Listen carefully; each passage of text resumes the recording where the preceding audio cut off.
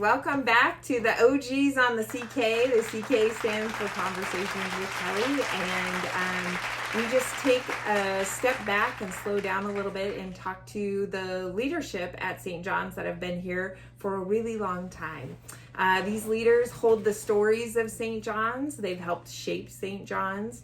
They've gotten us through challenges and growth and all the changes, the different senior living options that we have. And so today, I'm really excited to welcome Karna Rhodes. Yay! Karna is our Chief Administrative Officer of Legacy Campus here at St. John's. And so we're just going to get into the questions. So I want to know about your journey here at St. John's. Obviously, you didn't start off as the Chief Administrative Officer, but you got there. And first tell us how long you've been at St. John's, and then just give us a history of your journey here. Some might say I've been here too long. No, I actually started as an intern in May of 98 and then worked here through 99, and that's where I left the nest, because at that point in time we were leaving the nest to take our leadership journey beyond the internship.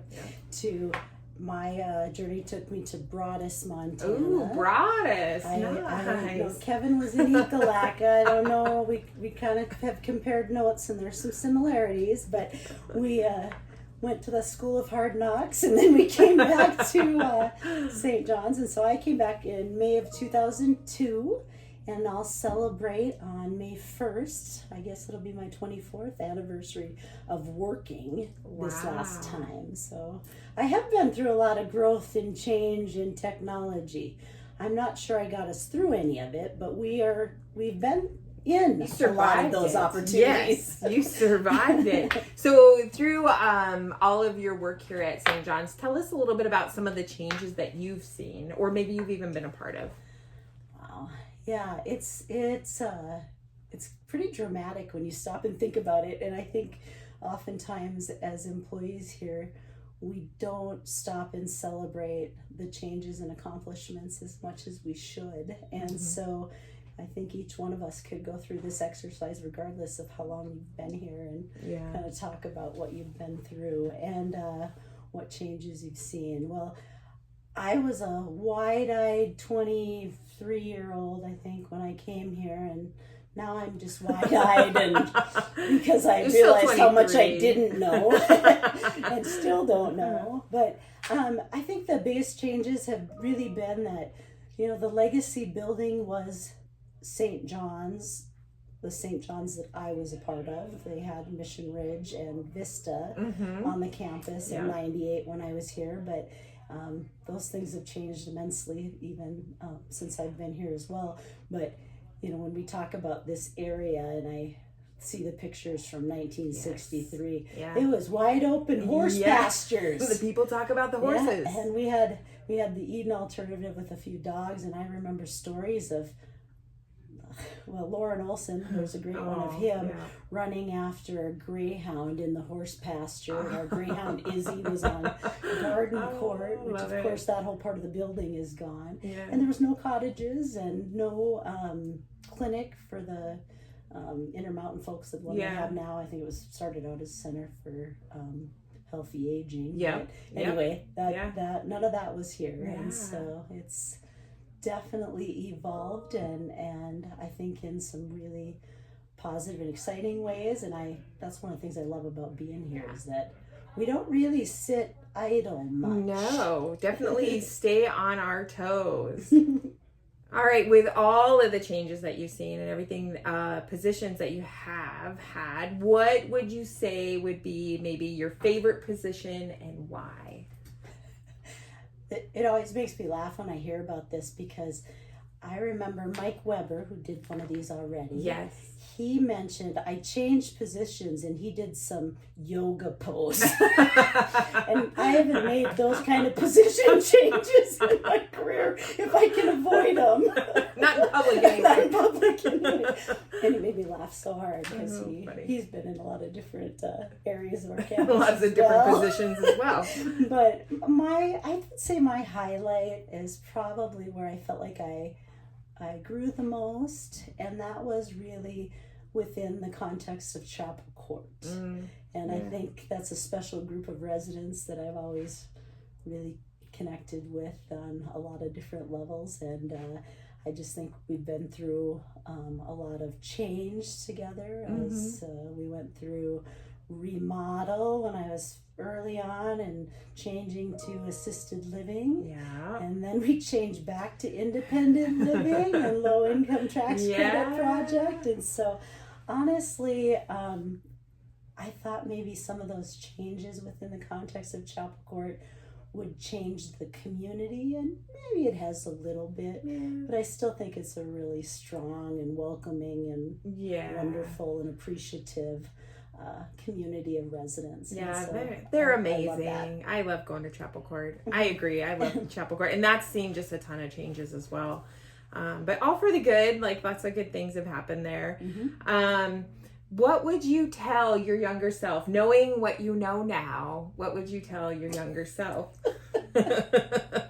Don't lose that initial name badge, because you look really young and vibrant. And HR doesn't keep your old pictures, so. No, I'm teasing. I would tell my younger self that hold on for the ride. You will have many doors opened within the context of being part of this community, and really you can, I think, pave your path. Yeah. Because there's a lot of people who've grown within this organization, and I definitely feel like I'm part of that, and have been able to really find out, what are my strengths and weaknesses, and be able to bring those strengths to the table. And not that I can avoid those weaknesses. They come along for the ride. But you're human. But gotta have some. I got some. And so anyway, I just think, enjoy the ride and recognize that, you really have a group of people that will support you in that growth and development here at St. John's. Yeah, I love that, because I would agree with you wholeheartedly. I think that, sometimes the ride feels really hard when you're going through it, and then you stand back years later and it's like, there's some fun parts or funny parts or things we can laugh at now. And so while we're going through some of those hard parts now, it's not so funny, but it will be. Yeah. We're going to have some good stories to tell. So yeah, I love that. That's and you joked about the stories that we have to tell, and I was thinking, it's kind of like Vegas. Yeah. There's some of them we just probably should leave there. You can be in our inner circle where we can trust you. You'll get the stories. That'll be the unedited version. Right. Oh, yes. Come out with that later. Yes. The stuff we don't talk about. And then lastly, what advice do you have for new employees here, or maybe even new leadership here at St. John's?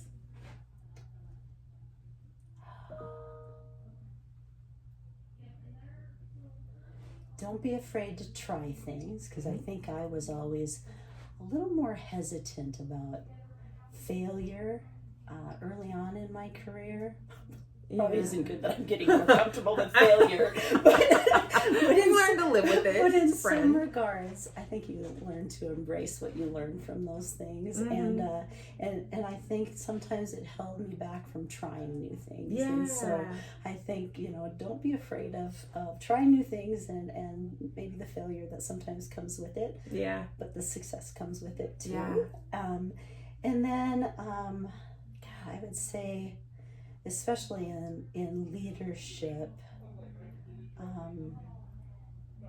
I guess both, just being vulnerable to learning from each and every person that you interface with, I think is something that I would think is good advice for new leaders, because sometimes we come in here and we think, oh gosh, I have a leadership title now, I need to look confident and have my act together and have answers for things. And sometimes I think the best thing you can do is not have the answers, and recognize that you've got some really amazing people around you that, if they're mission minded, can really develop those answers in a way that you couldn't do by yourself. Yeah, I love that. All right, we're gonna end the show with Grand finale. Karna, if all of you that know Karna, I know everybody in at least the leadership knows who Karna is. I'm pretty sure everybody on campus knows who Karna Rhodes is, but you have such a fun personality. We all are really curious, like, what do you do for fun? Like, what, how do you keep life vibrant and fun? And you've always got a smile on your face. Why? Why is that? Tell us about you. I don't know. I think I find joy in the very simple things in life. Mm-hmm. I mean, honestly, there is so much to smile about in this world. And if you put your angst in perspective, Mm-hmm. usually you can smile through even the hard things. Although I do say most of the time that my grin is either me faking it through something really hard or me sincerely being happy. And yet sometimes I think, faking your way through some things that are really hard is a good coping mechanism in life. And so smile through it. And beyond that, I guess I just surround myself with positive people. Mm-hmm. Because I do think, boy, if you get around enough negativity, it'll wear you out in a hurry. And so really being intentional about that Mm-hmm. is something that I've kind of always, I think I've always been that way. I just have been able to say, yeah, this isn't fueling me at all. Yeah. And I got to walk away before I become that. Yes. So, yes. Anyway, that would be what I'd say. I love that. Well, there is another Conversations with Kelly. Thank you, Karna. Thank you, Kelly. Thanks for surviving this with me. And until next time, bye.